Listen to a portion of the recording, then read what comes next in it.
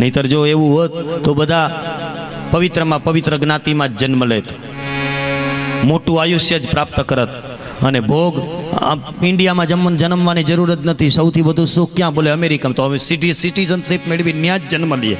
પણ આપણે એમાં સ્વતંત્ર નથી, પરમાત્મા જ એમાં સ્વતંત્ર છે. એ જ્યાં જાય, જ્યાં આપણે જે યોનિમાં પધરાવે ત્યાં જવું જ પડે. એમાં કોઈ જાતની સ્વતંત્રતા માણસને નથી.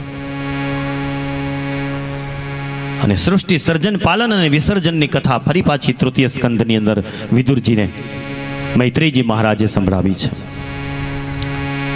બ્રહ્માજી ભગવાન વિષ્ણુના નાભીમાંથી કમળ અને કમળ ઉપર બ્રહ્માજીએ 10 વિધ સૃષ્ટિ રચી, પણ એની મેળાએ આગળ વધી નહીં. ત્યારે બ્રહ્માજીના શરીરના 2 ભાગ થયા અને એમાંથી મનુ અને શત્રુપાનો પ્રાદુર્ભાવ થયો. સૃષ્ટિના આદિ માનવ સૌથી પહેલા મનુષ્ય મનુ અને શત્રુપા. ઘણા અહીંયા શંકા કરે કે બ્રહ્માજી દ્વારા જન્મ થયો તો પછી એ પતિ પત્ની તરીકે રહેવાય, એ તો બેન ભાઈ ન કહેવાય, એક બાપના સંતાન થાય નહીં. કારણ અયોનિજા સંતાન છે, પરમાત્માની કૃપાનું એ ફળ છે. અયોનિજા સંતાન હોય એને ગૃહસ્થા ભગવાન બ્રહ્માજી વિચાર કરે છે કે હવે મૈથુની સૃષ્ટિનો પ્રારંભ થાય. એટલે ભગવાન બ્રહ્માજીના 2 શરીર, ડાબા ભાગમાંથી સ્ત્રી પ્રગટ થઈ અને જમણા ભાગમાંથી પુરુષ પ્રગટ થયો. અયોનિજા છે એટલે પતિ પત્નીના રૂપની અંદર સ્વીકાર કરવાનો, ગૃહસ્થાશ્રમનો સ્વીકાર કરવાનું કીધું. અને મનુ મહારાજે કીધું કે તમારી વાત સાચી, સ્વીકાર કરું, લગ્ન જીવનથી અમે બંને બંધાઈએ, પણ અમારે રહેવું ક્યાં? અને ત્યારે ભગવાન વરાહનું પ્રાગટ્ય થયું ભગવાનના નાકમાંથી. કારણ કે રસાતળની અંદર હિરણ્યાક્ષ નામનો દૈત્ય પૃથ્વીનું ઓસુકું કરીને સૂતો છે, આટલો વિરાટ રાક્ષસ. અને એને મારવા માટે ભગવાન વરાહે અવતાર ધારણ કર્યો. અને સૃષ્ટિનો સૌથી પહેલો અવતાર વરાહ, એ અહીંથી શરૂઆત થાય છે. ભાગવતમાં ભગવાનના અવતારોની શરૂઆત. આવો વરાહ નારાયણ ભગવાનના જય જયકાર કરીએ. શ્રી વરાહ નારાયણ ભગવાન કી જય. ભગવાન વરાહનો અવતાર થયો, હિરણ્યાક્ષનો વધ કર્યો અને સૃષ્ટિ આપીને મનુ શત્રુપાને કીધું કે લો સંસાર આરંભ કરો. વિદુરજીએ કીધું પેલો રાક્ષસ બોલે કશ્યપ અને દિતિ માતાનો સંતાન છે.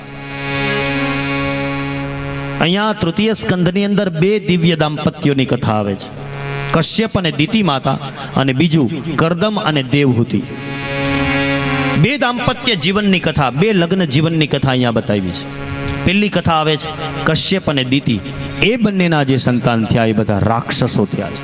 શું કામ થયા એનું વર્ણન અહીંયા શ્રીમદ ભાગવતના આ તૃતીય સ્કંધમાં બતાવાયું છે. કશ્યપ અને દિતિ માતાનું સંતાન હિરણ્યાક્ષ ને હિરણ્યકશિપુ દૈત્યો થયા.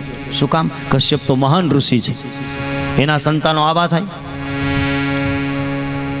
એનું વર્ણન કરતા મૈત્રેયજી મહારાજ વિદુરજીને કહે છે કે હે વિદુરજી, સાયમ સમયે, સંધ્યા સમયે, સાંજની સંધ્યાના સમયે દિતિ માતા અયોગ્ય માગણી કરીને આવે છે પોતાના પતિની પાસે. ત્યારે કશ્યપજીએ કીધું કે દેવી, અત્યારે ભજન માટેનો સમય છે, ભોગ માટેનો સમય નથી. અટાણે ભોગ ન ભોગવાય. 4 વસ્તુ સંધ્યા સમયે, સાંજના સમયે ક્યારેય કરાય નહીં. પેલું, આહાર જમાય નહીં. જમીએ તો ઘરની અંદર વ્યાધિ આવે. સાંજના સમયે જમાય નહીં. આહાર, નિદ્રા, નિંદર ન કરાય, ઊંઘ ન કરાય. સંધ્યા સમયે સુવાય નહીં, નહીતર લક્ષ્મીનો નાશ થાય, ઘરમાં સારા પૈસાનો નાશ થઈ જાય. ત્યાર પછી મૈથુનને અપનાવીએ તો ગર્ભ દુષ્ટિ રહે. અને ત્યાર પછી છેલ્લું સ્વાધ્યાય. સ્વાધ્યાય ભણાય નહીં સંધ્યા સમયે, નહીતર મૂર્ખ થાય માણસ. આ 4 વસ્તુ ન કરાય. દિતિ માતા અયોગ્ય માગણી કરે ને કશ્યપજીએ રોઈકાન છતાં માયના નહીં. પરિણામે દિતિ માતા અસંયમને કારણે એનામાં 4 દોષ આવ્યા. પતિ આજ્ઞાનું ઉલ્લંઘન પહેલો દોષ. બીજો, દેવાપરાધકૃત દોષ. ભગવાન અને શિવજી અને મા જગદંબા પાર્વતી સંધ્યા સમયે સૃષ્ટિ ઉપર ફરવા માટે નીકળે અને એને કારણે દેવાપરાધકૃત દોષ કશ્યપ અને દિતિ માતા દ્વારા. ત્રીજો, મનનો અસંયમ, આ દોષ લાગ્યો. અને ચોથો, પતિ આજ્ઞા ઉલ્લંઘન. આ 4 દોષને કારણે, કાળગત દોષ, સંધ્યા સમયનો દોષ, આ 4 દોષને કારણે દિતિ માતા દૈત્યોની માતા બન્યા છે. હિરણ્યકશિપુ અને હિરણ્યાક્ષ એ બંને દિગ્વિજય કરે છે હિરણ્યાક્ષ. અને હિરણ્યાક્ષને મારનાર ભગવાન વરાહનો અવતાર થયો અને મનુ શત્રુપાને સૃષ્ટિ આપી, પૃથ્વી આપીને કહ્યું હવે ચાલુ કરો સૃષ્ટિનું કાર્યભાર. અને ત્યારે મનુ મહારાજ અને શત્રુપા દ્વારા 5 સંતાનો થયા. આકુતિ, દેવહૂતિ એની પ્રસૂતિ, આ 3 દીકરીઓ, અને ઉત્તાનપાદ અને પ્રિયવ્રત આ 2 દીકરાઓ. આ 5 સંતાનો મનુ મહારાજને થયા છે. તેમાં દેવહૂતિના લગ્ન કરદમ ઋષિની સાથે કરવામાં આવ્યા છે. કરદમ ઋષિ એ ભગવાન બ્રહ્માજીના શરીરમાંથી પ્રગટ થયા છે. અને કરદમ ઋષિ અને દેવહૂતિના લગ્ન કરવામાં આવ્યા. પણ કરદમ ઋષિ મનમાં વિચાર કરે કે મારા ઘરે સ્વયં પરમાત્મા અવતાર ધારણ કરે તો મારો જન્મ એ સફળ અને મારું લગ્ન જીવન સફળ. લગ્ન જીવન કેનું નામ એ અહીંયા બતાવે છે. લગ્ન શું કામ કરવા જોઈએ માણસે? શું કામ માણસે લગ્ન? એટલા માટે મારી અને તમારી તમામ કામના, તમામ ઈચ્છા કોઈ પણ એક વ્યક્તિમાં કેન્દ્રિત કરી દેવી, એનું નામ લગ્ન જીવન છે. એટલે પરણવાનું છે. કરદમજી એવો વિચાર કરે કે મારા દાંપત્ય જીગે, મારા લગ્ન જીવનમાં ભગવાન સ્વયં પ્રગટ થાય, એટલે તપ કરવા માટે થઈને જાય છે. અને ત્યાં જઈ ભગવાન કરદમ મુનિ ભગવાનની સ્તુતિ કરે છે. અદ્ભુત સ્તુતિ છે. જુષ્ટમ બતાદ્યા ખિલ સત્વરાસે સંસદ્યમક્ષણો સ્તવ દર્શનાન. જુષ્ટમ બતાદ્યા ખિલ સત્વરાસે સંસિદ્યમક્ષણો સ્તવ દર્શનાન. જુષ્ટમ બતાદ્યા ખિલ સત્વરાસે સંસિદ્યમક્ષણો સ્તવ દર્શનાન. જુષ્ટમ બતાદ્યા ખિલ સત્વરાસે સંસિદ્યમક્ષણો સ્તવ દર્શનાન. યદર્શનમ જન્મભિરીડ્ય સદ્ભી રાસાસતેયો ગિનોરૂઢયોગા. યદર્શનમ રાગ મારું બિહાગ પીરિડ્ય સદ્ભી રાસાસતે યોગિનોરૂઢયોગા. યદર્શનમ જન્મભિરીડ્ય સદ્ભી રાસાસતે યોગિનોરૂઢયોગા. યદર્શનમ જન્મભિરીડ્ય સદ્ભી રાસાસતે યોગિનોરૂઢયોગા. જુષ્ટમ બતાદ્યા ખિલ સત્વરાસે સંસિદ્યમક્ષણો સ્તવ દર્શનાન. જુષ્ટમ બતાદ્યા ખિલ સત્વરાસે સંસિદ્યમક્ષણો સ્તવ દર્શનાન. ભગવાનની સ્તુતિ કરતા કહે છે કે હે નારાયણ, જેને ભવસાગર પાર કરવાની ઈચ્છા થાય, ભવનો દરિયો પાર કરવાની ઈચ્છા થાય, એના માટે આપના ચરણ એ નૌકા સમાન છે, એક હોડી જેવા છે કે જે આપના ચરણનો આશરો કરે આ સંસારની નૌકાને આપોઆપ પાર કરી જાય છે. હે પ્રભુ, હજારો વર્ષ ઋષિમુનિઓ નાક પકડીને બેઠા રહે, પ્રાણાયામ કરે, પ્રત્યાહાર કરે, ધ્યાન કરીને ધારણા કરે, અને છતાં પણ આપ એમને સ્વપ્નમાં પણ દર્શન નથી આપતા, અને આપ મારી દ્રષ્ટિ સમક્ષ નયન ગોચર થયા. હે પ્રભુ, હું આપના ચરણમાં વંદન કરું છું. ભગવાનની સ્તુતિ કરતા કરદમજીની આંખમાંથી આંસુનું ટીપું પૃથ્વી ઉપર પડ્યું, અને એમાંથી એક સરોવર થયું, જેને હું ને તમે બિંદુ સરોવર તરીકે ઓળખીએ છીએ. એ કરદમ ઋષિના આંખમાંથી પડેલું ટીપું છે. કારણ કે ભગવાનના દર્શન માટે જે આંખમાંથી આંસુ પડ્યું, એ આંસુ ગંગાજી તીર્થ સમાન પવિત્ર છે, એટલા માટે એમાંથી બિંદુ સરોવર થયું છે. કરદમજીની આંખમાંથી થયેલું. કરદમજીની પ્રાર્થના સાંભળીને ભગવાન બહુ પ્રસન્ન થયા. માગો ઋષિ, શું આપું? બોલે, એક સંતાનની ઈચ્છા છે, પણ આપના જેવો સંતાન જોઈએ મારે, આપના જેવો પુત્ર જોઈએ. ભગવાને કીધું કે મારા જેવું તો આ દુનિયામાં કોઈ છે જ નહીં, હું જ છું, એટલે હું જ તમારો દીકરો બનીને આવીશ. આજથી 3જે દિવસે તમારી આશ્રમની અંદર એક રથ આવશે, અને રથની અંદર મનુ મહારાજ શત્રુપા મહારાણી અને એમની પુત્રી દેવહૂતિ હશે, એ દેવહૂતિ તમારી સાથે લગ્ન કરવા માટે થઈને આવે છે. એની સાથે લગ્ન કરજો અને તમારા બંનેના દાંપત્ય યોગે સાંખ્ય શાસ્ત્રના પ્રચાર માટે હું તમારી ઘરે પ્રગટ થઈશ. વરદાન આપ્યું કરદમદેવ.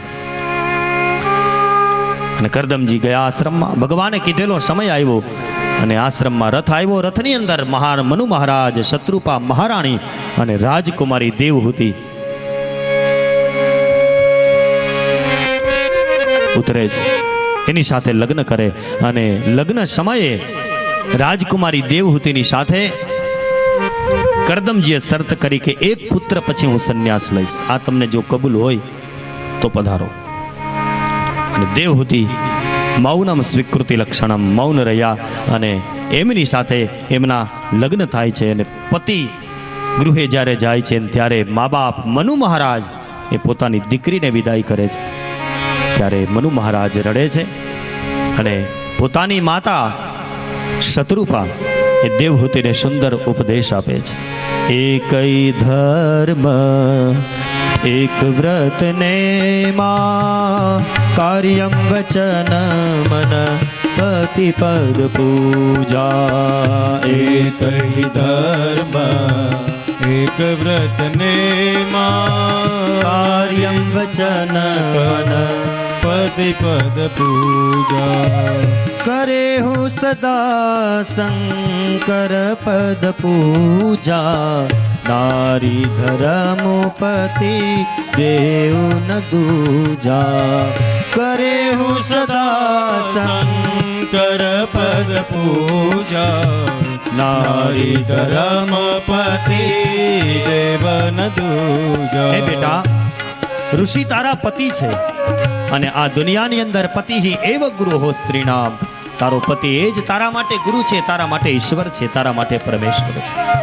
ભાવનાના અતિરેકની અંદર ક્યારેક તારું કર્તવ્ય ભૂલાઈ ન જાય એનું ધ્યાન રાખજે. તારો પતિ એ જ તારા માટે પરમાત્મા છે. બેટા, હવે તારી સાધના, તારી પૂજા, તારું તપ એ તારા પતિના ચરણમાં જ છે. જેવી રીતે કરે હું સદા શંકર પતિ પૂજા, જેવી રીતે માં જગદંબા પાર્વતી પોતાના પતિની પૂજા, શંકરજીની પૂજા કરે, એમ નારી ધર્મો પતિ દેવ ન દૂજા. નારી માટે એમનો પતિ એ જ એમના માટે સર્વસ્વ છે. સુંદર ઉપદેશ આપ્યો અને દીકરીને સંસ્કારનો કરિયાવર આપી મનુ અને શત્રુપા બંને ત્યાંથી વિદાય થયા છે. અને એ બંનેના દાંપત્ય યોગે પ્રથમ 9 કન્યાઓનો જન્મ થયો. આ 9 કન્યાઓ એટલે નવધા ભક્તિ. અને નવધા ભક્તિ જીવનમાં આવે પછી જ ભગવાનનું પ્રાગટ્ય થાય. એટલે જેમ કાષ્ઠમાંથી અગ્નિ પ્રગટ થાય એમ સાક્ષાત કપિલ ભગવાનનો જન્મ માતા દેવહૂતિના ઉદરથી થયો. અને દેવ સમુદાય પુષ્પવૃષ્ટિ કરી અને જય જયકાર કર્યો છે. બોલીએ શ્રી કપિલ નારાયણ ભગવાન કી જય. શ્રીમન નારાયણ નારાયણ નારાયણ, શ્રીમન નારાયણ નારાયણ નારાયણ. ઓ શ્રીમન નારાયણ નારાયણ નારાયણ, શ્રીમન નારાયણ નારાયણ નારાયણ. ઓ ભજમન નારાયણ નારાયણ નારાયણ, ભજમન નારાયણ નારાયણ નારાયણ. કપિલ નારાયણ નારાયણ નારાયણ, કપિલ નારાયણ નારાયણ નારાયણ. શ્રીમન નારાયણ નારાયણ નારાયણ, શ્રીમન નારાયણ નારાયણ નારાયણ. ઓ શ્રીમન નારાયણ નારાયણ નારાયણ, શ્રીમન નારાયણ નારાયણ નારાયણ. સૂર્ય નારાયણ નારાયણ નારાયણ, સૂર્ય નારાયણ નારાયણ નારાયણ. સૂર્ય નારાયણ નારાયણ નારાયણ, સૂર્ય નારાયણ નારાયણ નારાયણ. લક્ષ્મી નારાયણ નારાયણ નારાયણ. લક્ષ્મી નારાયણ નારાયણ નારાયણ. લક્ષ્મી નારાયણ નારાયણ નારાયણ, લક્ષ્મી નારાયણ નારાયણ નારાયણ. બદરી नारायण बद्री नारायण तालियां बजाते हुए नारायण बद्री नारायण नारायण नारायण बद्री नारायण नारायण नारायण श्रीमन्नारायण नारायण नारायण श्रीमन्नारायण नारायण नारायण नारायण नारायण श्रीमन्नारायण नारायण नारायण भजमन नारायण नारायण नारायण भजमन नारायण नारायण नारायण भजमन नारायण नारायण नारायण भजमन नारायण नारायण नारायण श्रीमन नारायण नारायण नारायण श्रीमन नारायण नारायण नारायण श्रीमन नारायण नारायण नारायण श्रीमन नारायण नारायण नारायण कपिल नारायण नारायण नारायण कपिल नारायण नारायण नारायण कपिल नारायण नारायण नारायण कपिल नारायण नारायण नारायण कपिल नारायण नारायण नारायण श्रीमन नारायण नारायण नारायण श्रीमन नारायण नारायण नारायण श्रीमन नारायण नारायण नारायण श्रीमन नारायण नारायण नारायण श्रीमन नारायण नारायण नारायण श्रीमन नारायण नारायण नारायण श्रीमन नारायण नारायण नारायण भजमन नारायण नारायण नारायण भजमन नारायण नारायण नारायण આગળની કથા ભગવાન કપિલ પોતાની માતા દેવહૂતિને સાંખ્યોપદેશ કરે છે. એ બધી કથાઓ બપોર પછીના સત્રમાં બરાબર 3:30 વાગ્યે સત્રનો પ્રારંભ થશે. 3:30 વાગ્યે આપ